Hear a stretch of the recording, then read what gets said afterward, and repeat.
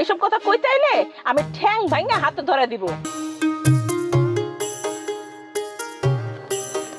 পারুল, কিছু মনে করবে না, তোমার কপালে কিন্তু দুঃখ নেমে আসছে।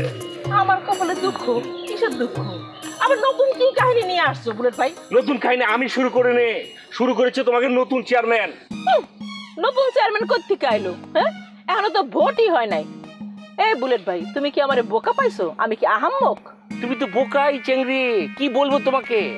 রাজা চেয়ারম্যান পদ ছেড়ে দেওয়ার পর যে কোনো মেম্বার থেকে একজন মেম্বারকে চেয়ারম্যান বানানো হয়। সেই চেয়ারম্যান কে হয়েছে জানো?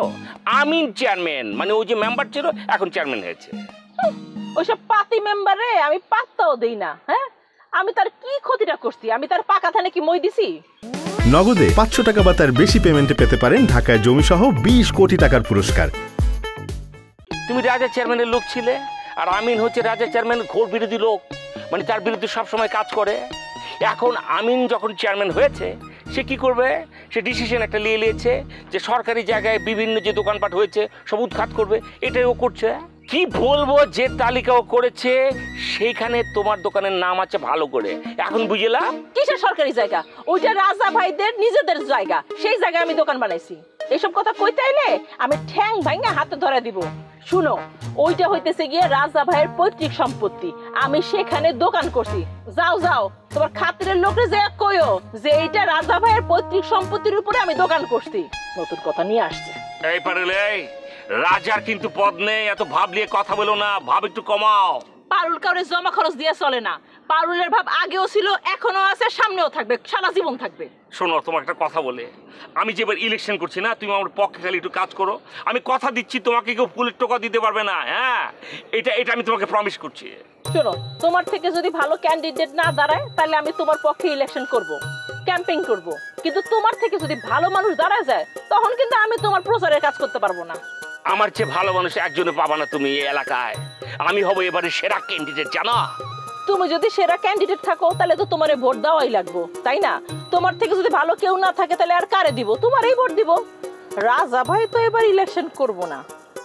আচ্ছা, লেবু চেয়ারম্যান সে কি ইলেকশন করব?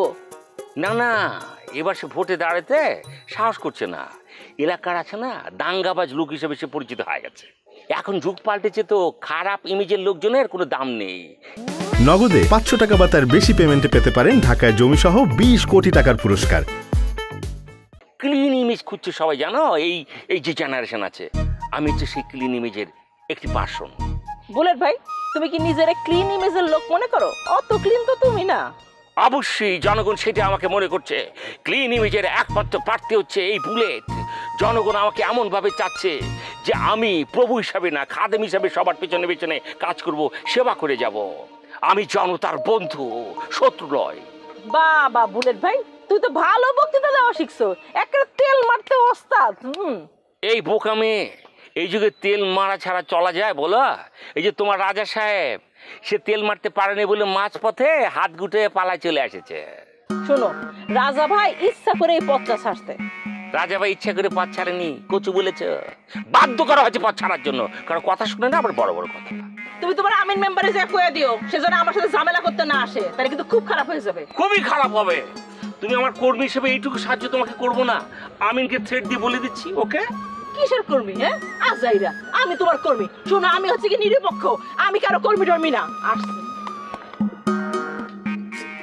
কি একটা ঝামেলায় পড়লাম, কেউ পক্ষে কাজ করছে না।